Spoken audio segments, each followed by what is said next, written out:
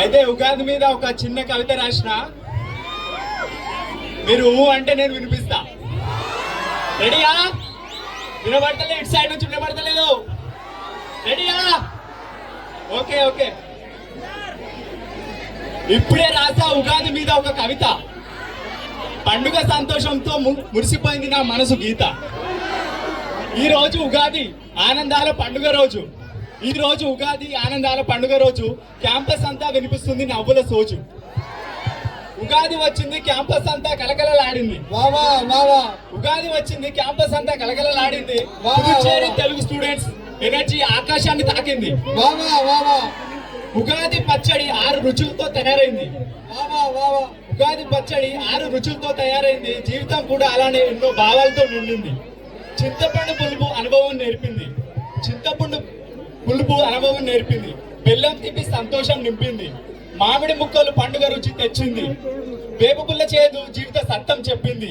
Campus లో అడుగు పెడితే ఎనర్జీ పెరిగింది. క్యాంపస్ లో అడుగు పెడితే ఎనర్జీ పెరిగింది. తెలుగు స్టూడెంట్ జోస్ చూసి క్రౌడ్ మొత్తం షాక్ అయింది.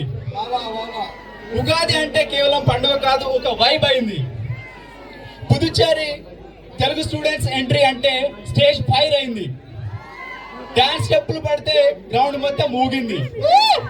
చప్పట్లు కొడితే ఆ శబ్దం ఆకాశం చేరింది. పాండిచ్చేరి తెలుగు స్టూడెంట్స్ పేరు ట్రెండ్ అయింది. ఈ రోజు మన షో చూసి అందరికి మైండ్ బ్లాక్ అయింది. స్టేజ్ మీద పాటల హంగామా, డాన్స్ స్టెప్పులతో తెలుగు స్టూడెంట్స్ అందరూ చేశాము సందడి డ్రామా. మన ఎనర్జీ చూసి కదిలింది మొత్తం క్యాంపస్ సామా. మన ఎంట్రీ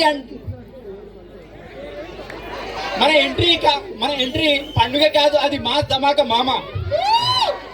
ఈ ఉగాది పండుగ క్యాంపస్ అంతా వెలుగులతో నిండింది. ప్రతి హృదయంలో కొత్త ఆశలతో జ్యోతి వెలిగింది. మా జోస్తో ఈ వేడుక మాస్గా మారింది. పాండిచ్చేరి తెలుగు స్టూడెంట్స్ పేరు గర్వంగా మారు మోగింది. Thank you.